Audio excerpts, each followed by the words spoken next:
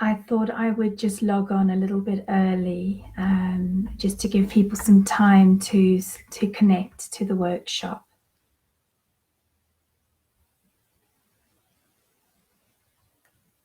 So we've still got a couple of minutes, got 2 minutes before I'm going to begin. So I just thought I'd give people a bit of a chance. I can see I've got 2 people that have logged on. Hello. I'm watching now. Hopefully I can see comments. I'm doing this from my PC, which would you guys that have logged on, would you be able just to maybe leave a little comment just so that I can see if it's working? Because I normally do this from my phone, so I'm doing it from my PC today. So, okay. Hi, Emily. Brilliant. Amazing. We've got a couple of minutes. Hi, brilliant. So it's working. Thank you. It's working. Great, great, great. I'm just going to give a couple more minutes to let some more people log on. Quite a few people said they were going to be joining in. So I don't want to kind of get started and then and not give everybody a chance for the beginning. I've really been looking forward to doing this workshop today. I feel that we're at a time now where it's really necessary, just to give everybody a bit of support and guidance. Hi, Mum. Thank you for commenting. So yeah, we've still got a minute to go. So I'll just give some people a more of a chance to log in. There were a few people from the US that wanted to join in, but I feel this might be a little bit early for them. I think for the next workshop, I'm going to make it a little bit later, maybe like 2 or 3 in the afternoon, because they go from 5 hours before us to 7 hours. So yeah. Just want to, is there anybody from the US that's on? You could just give me a thumbs up. It really might be a bit too early still. No, nobody yet. Okay. I'll just wait a little longer and then I shall begin. Thank you so much, all of you, for joining in. Really amazing. Really amazing. It's 12 o'clock now, so I'm going to slowly get started. I know that some of you that have logged in already know me. My name is Casca Graham, and I decided to create the Mindfulness for Mental Health group a week ago. I was lying in bed and I felt the need to do it very, very strongly, because I know that at the moment a lot of people are really suffering, and that's not to say that people haven't suffered in the past. It's just we have now, during this time of lockdown, there's a lot of fear going on. People are feeling very isolated. So if there was any anxiety or any mental health issues prior to the lockdown, a lot of people have found that these are now intensified. So I really wanted to create a community where we could support each other, and where I would be able to support as well, because my background is in education, holistic health and mental health, and I'm a national trainer for mental health first aid, and I'm a mindfulness teacher and practitioner, teaching mindfulness internationally as well. I am very, very, very passionate about well-being, and particularly mental well-being. The reason I decided to focus on anxiety today, obviously it's Mental Health Week, or Mental Health Awareness Week. So it's just quite surreal that it's come at this time when a lot of people are really struggling. I am very passionate about anxiety, in the sense because I have suffered with it myself for many years. And when I was a teenager and in my early 20s, I didn't really understand what it was that I was feeling. I kind of just felt that I was a bit odd and a bit weird, and very different to everybody else. And as I got older and I was introduced to mindfulness and meditation, which a lot of you know, I started to realize that this was something that was able to support me in a massive, massive, massive way. And it did. It got me through college. It got me through university. It got me through teacher training college. And it supports me every single day of my life now, as well as supporting other people. So I wanted today to discuss anxiety and just look at it in a nutshell, because there's so many different layers to it, and no two people are the same. So today, for the reason for this workshop is to discuss anxiety, just to look at some of the possible causes, and also just to look at what happens to our physical body when we're in a state of panic or feeling anxious. Okay.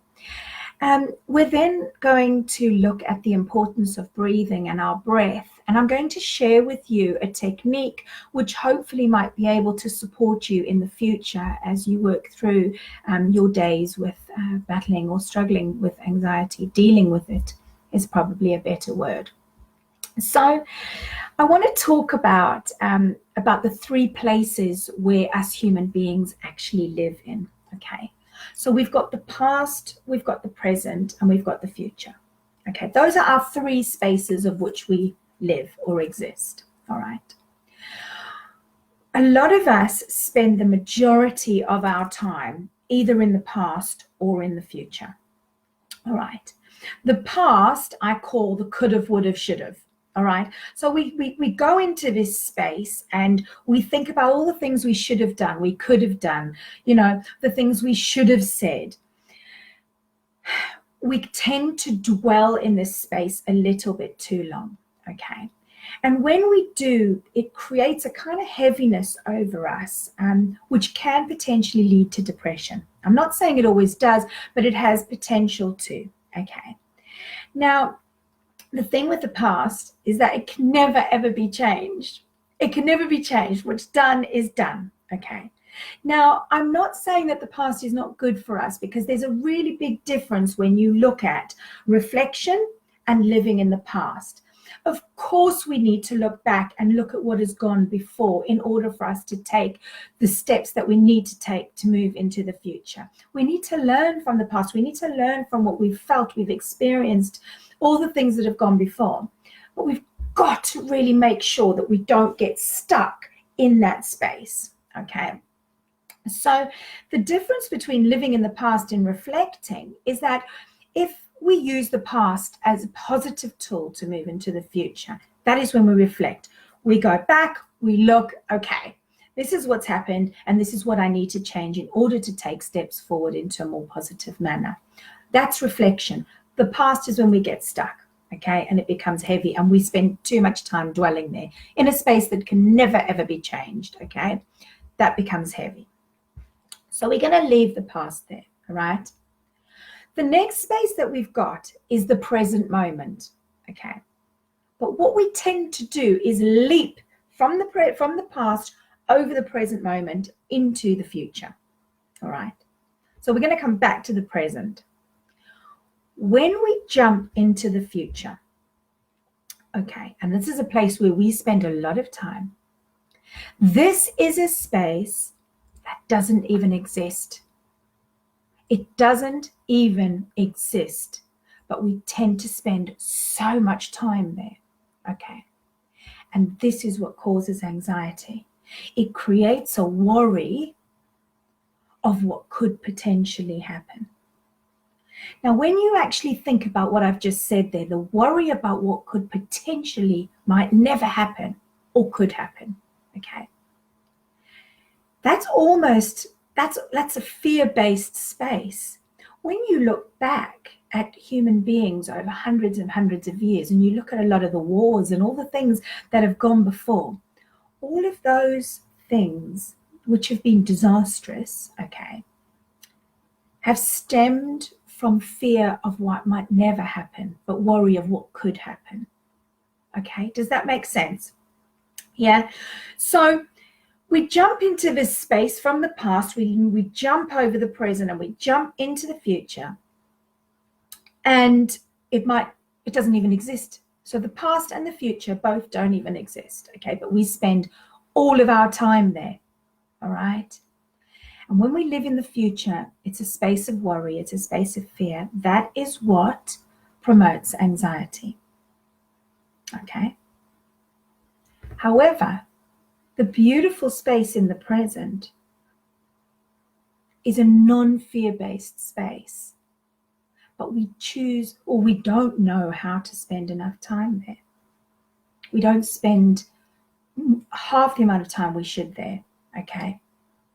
And this is where the magic happens. This is where we have full control. And control is the word here, okay? Because actually, this feeling of anxiety isn't even about the future. It's actually a lack of control. It's not being able to control the future. And we have the same thing with the past. We aren't able to control what's already happened. So what happens is we have a mental and physical response from these two places. Okay.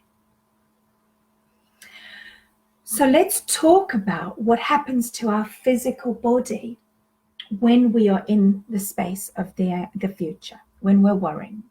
Because although I could sit here and talk about the past, it really is a whole different workshop. Because for today, I want to speak about anxiety and I want to speak about the future and the lack of control. Okay, so our physical body, when we're in that state of fear and when we're in that state of worry, our physical body doesn't actually respond particularly well to this. Okay. So for those of you that don't know, we have 70 trillion cells in our body. This amazing physical being, okay? And every single cell has its own little consciousness, its own little universe. And when we take a breath in and we breathe, okay, our oxygen needs to circulate throughout our whole body, okay? Needs to go everywhere. It needs to supply the cells, the organs, the blood, you name it. It does a really, really big job, okay? But when we're in a space of worry or fear about the future, which causes us anxiety, our body doesn't perform to 100%. And some of the things that might happen to us is shortness of breath, okay? Shortness of breath. Our heart might seem to go a little bit faster. Okay, so rapid heartbeat. Some people kind of sweat a little bit more, so palms, underarms, back. All right. We might even start to shake. Our body might go a little bit tense because sometimes when we overthink, as we're overthinking, our body just starts to go really, really, really tense. Okay. And we have thoughts that do not serve our highest good. Okay, so thoughts are just running.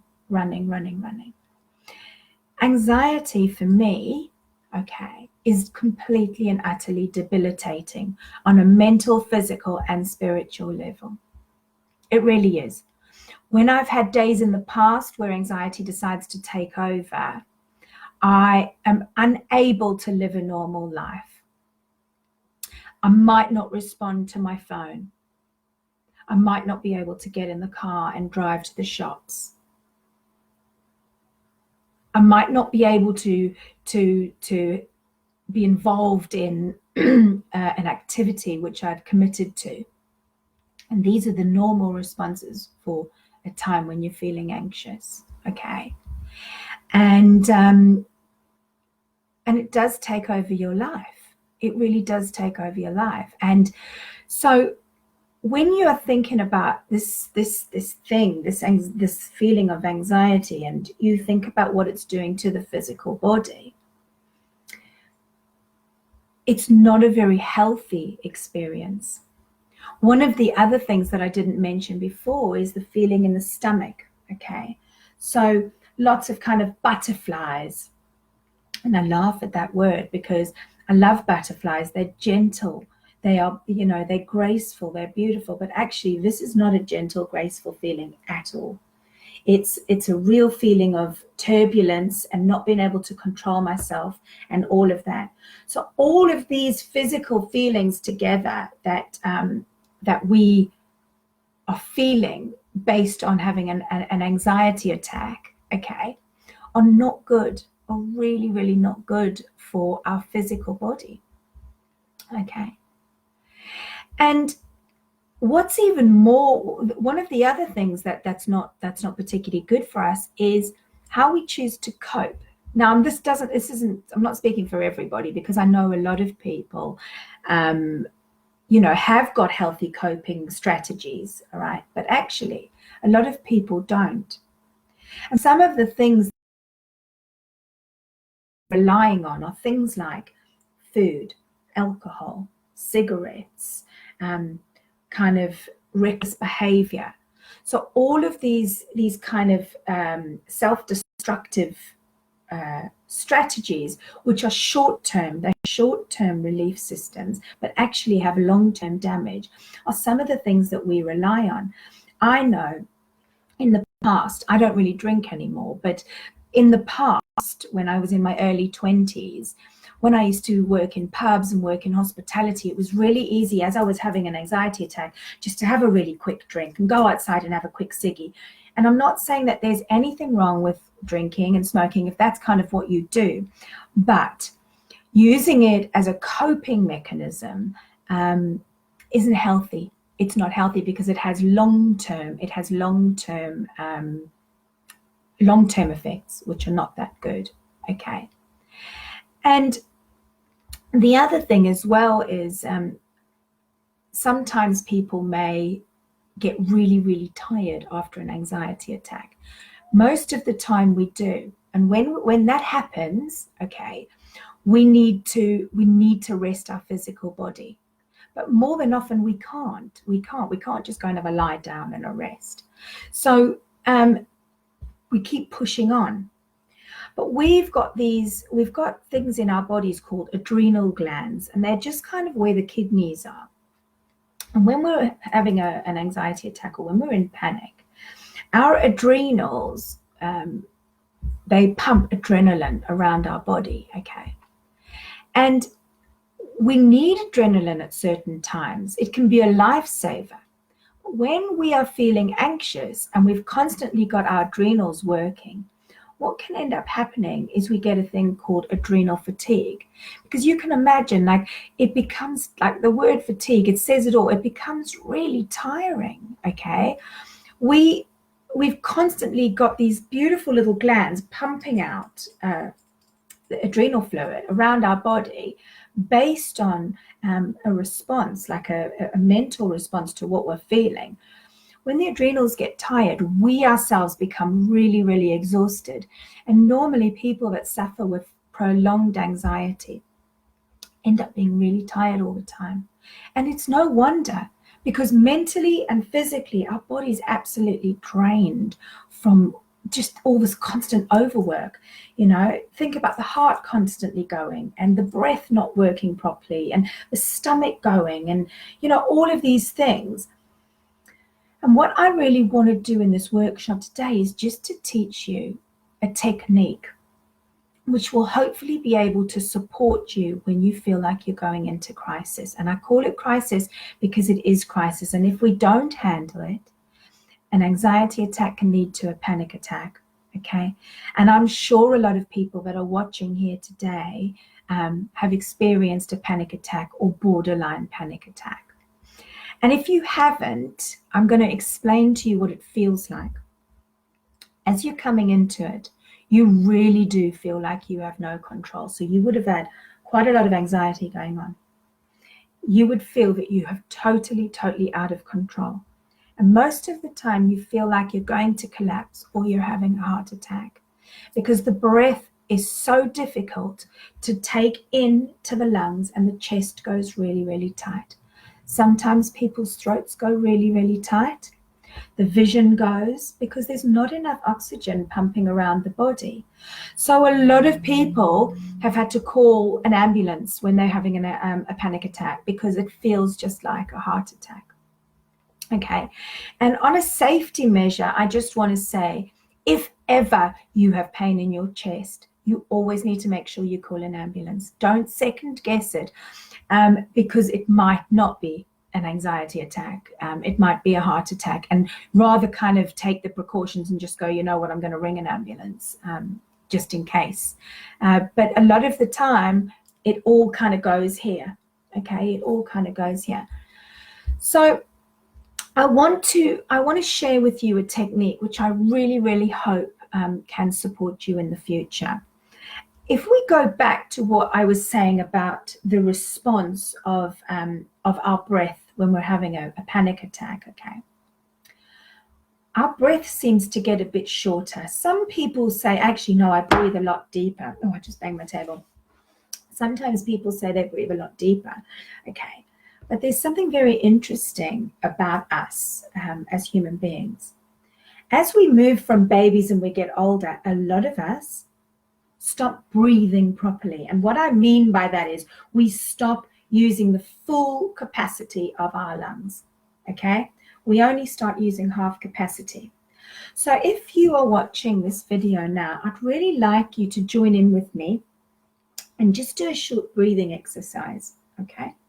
So just take a seat, all right, and make sure that you're nice and comfortable. If you can, pop your feet on the ground. If they're up, that's absolutely fine, okay? What we're going to do is we're going to do it 3 times. We're going to take a really, really deep breath in for 4 seconds, hold for 4 seconds, and then release for 4. I'm going to guide you through this. And I want you to take the deepest breath you can possibly take, but fairly slowly. All right, and we're going to do it on the count of 3. 1, 2, 3. Okay, in for 4. 1, 2, 3, 4. Hold for 4. 1, 2, 3, 4. Out for 4. 1, 2, 3, 4. And again, in for 4. 1, 2, 3, 4. Hold for 4. 1, 2, 3, 4. Out for 4. 1, 2, 3, 4. One more time. In for 4. 1, 2, 3, 4. Hold for 4. 1, 2, 3, 4. Out for 4. 1, 2, 3, 4. Okay. Some of you might feel a little bit lightheaded. That's absolutely fine. Now, here's the thing. Nobody can put their hands up, okay? So I'm not going to be able to see. But for those of you, if you breathed in, for those of you, if your shoulders raised up and you felt this part going up, okay, that is a sign that you are not breathing properly, okay? It's an indication that you are only using half your lung capacity, all right? I'm going to come back to that in a minute. If any of you were breathing in and your tummy was coming out, so the lower part of your abdomen was coming out, okay, that means that you're breathing correctly, all right? That is how you breathe. If you look at a little puppy lying and it's sleeping, you will see its tummy kind of coming out as it's breathing, and babies are the same. But once babies grow up and they have to start going to nursery and school, their brain starts coming in, and then they start thinking about the past and the future, and actually they move out of the present moment, okay? They move completely out of the present moment and start not focusing on their breath. When I do really big workshops with people, and I always say, when last did you stop and focus on your breath? Very few hands go up, very few hands, okay? And actually, the breath is everything, okay? It's absolutely everything. So if you think about, okay, only using half your lung capacity, all right? Because you have totally been in your head the whole time. You're not living in that moment. Now think about when you go into crisis. I'm talking about that space where we go into an anxiety or having an attack. The breath's getting shorter. Think about what's happening to the body, okay? So if you're only using half your lung capacity anyway, and then you're going into panic and you're breathing really lightly, think about the oxygen, okay? This is why people start getting lightheaded, blurred vision, feel like they're going to have a heart attack, because you're not getting enough oxygen around your body, Okay. And this is why the breath is so, so, so important. Okay. The breath is the first thing that can bring you into the present moment. And the present moment is where you want to be when you're feeling anxious. Because when you're anxious, you're in the future, which doesn't even exist. Okay. So you want to be able to bring yourself into the present moment. And your amazing breath, okay, which not a lot of people honor enough, is the one thing that can do that. And believe me, there's loads of other things, but there's not enough time for me to explain all of that in this workshop today. Okay. So we are now going to practice a breathing exercise, okay, where you're just going to focus on the breath, and I'm going to guide you into this, okay? So again, just get yourself nice and comfortable. Okay? Now I want you to please take a really nice deep breath in slowly, remembering to try and pull it down. Now it's a lifetime of habit, so I know I'm not expecting you to get it right 100%, but just take it in and breathe. Take another really nice deep breath in through the nose and out. And when you're ready, gently close your eyes. Breathe in through your nose, just as you normally breathe now.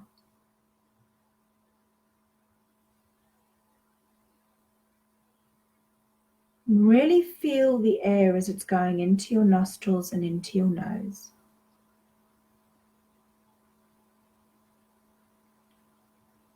Just be aware of what the air feels like. Is it warm? Is it cool? Is it moist or dry?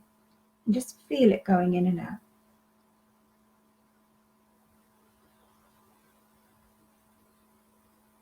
And here's the thing, if you find your mind is starting to think about other things other than focusing on your breath, that's normal. It's okay. But what you want to do is you want to come back to your breath, just gently.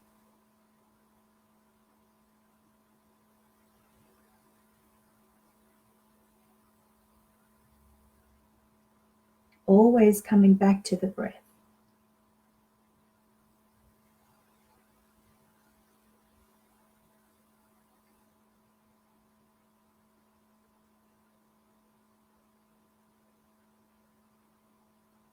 Now, if you can, I'd like you to take your awareness down to your feet and to the ground.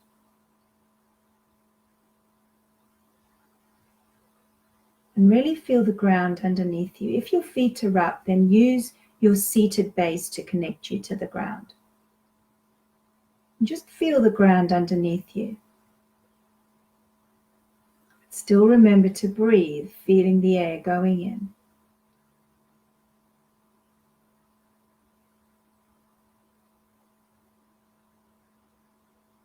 And anytime your mind starts to think about other things, just gently come back to your breath and then the ground.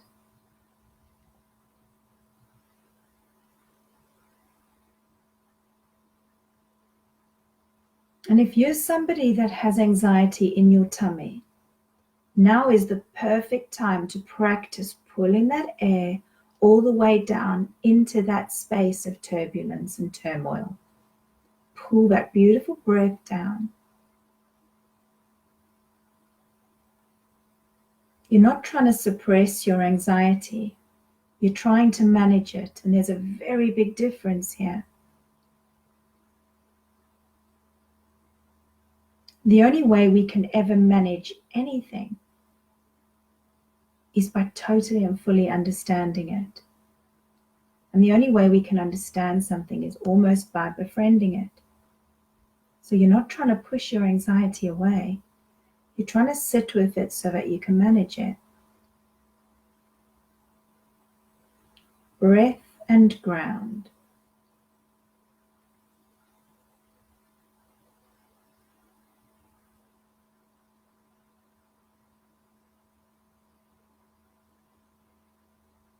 Breath and ground.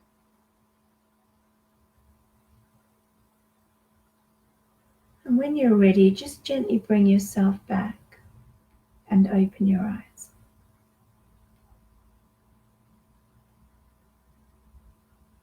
Okay. And before I finish today, I'd like to just tell you a little bit of a story about a student that I used to work with that suffered really, really badly with anxiety. She was an amazing young woman, very, very talented, a brilliant artist. And when she came through and started in my class, she shared with me that she had suffered from anxiety right through school, and that nothing had ever been done about it. And I asked her how she used to manage it, and she told me that she managed it by punching walls. Okay, that was how she would get it out.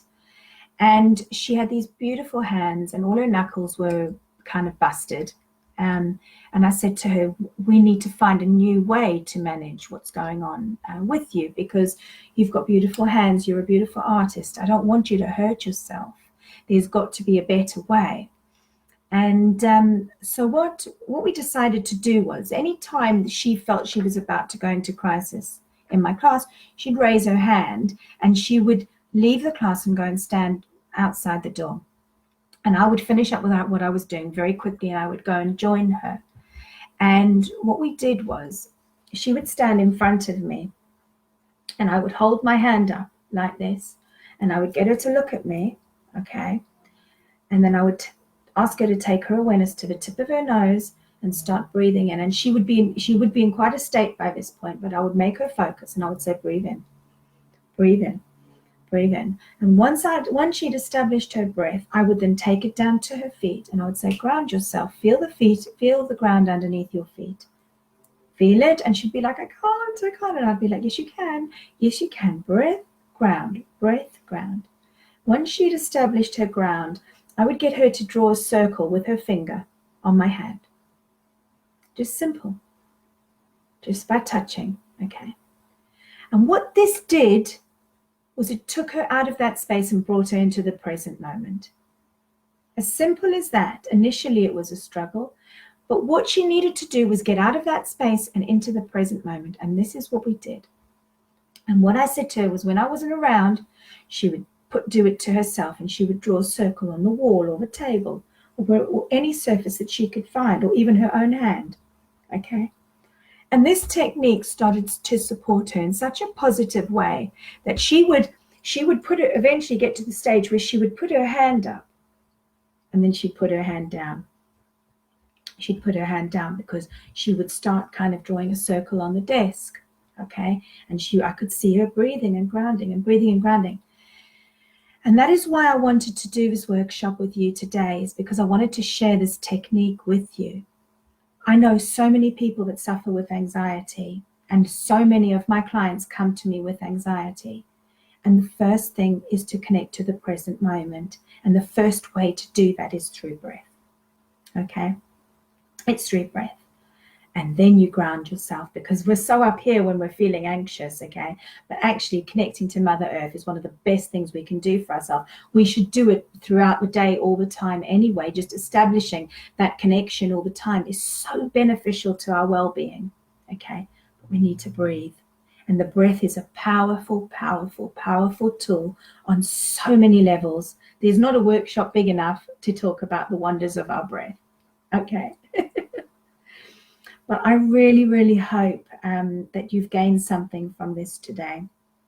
I wanted to let you know before we finish up today that from next Wednesday, I'm offering a 4-week anxiety workshop, okay? It starts on the 27th, and it's at 2 p.m. BST, which will be 9 a.m. in the US, and 9 and 7 a.m. if you're on the West Coast, okay? But it's an amazing course, and it covers so many aspects of anxiety and how you can start supporting yourself and managing your anxiety, because we want to get to a space where we're understanding what's going on and we start taking control, because that's what it's all about. It's about control. Okay. The link is, I think the link is on the video. If not, it will definitely be on the page. And really, if I can support any of you that are suffering or that are battling or are in a space at the moment where you really are feeling out of control, please message me, okay? And just let me support you if I can. All right, but I'm sending so much love, and I hope that you all enjoy the rest of your week. And it's very, very sunny here in England. I'm not sure what it's like in South Africa or in America, but it's really sunny here, which is an absolute blessing. And please take care of yourselves. All right, sending so much love. Bye-bye.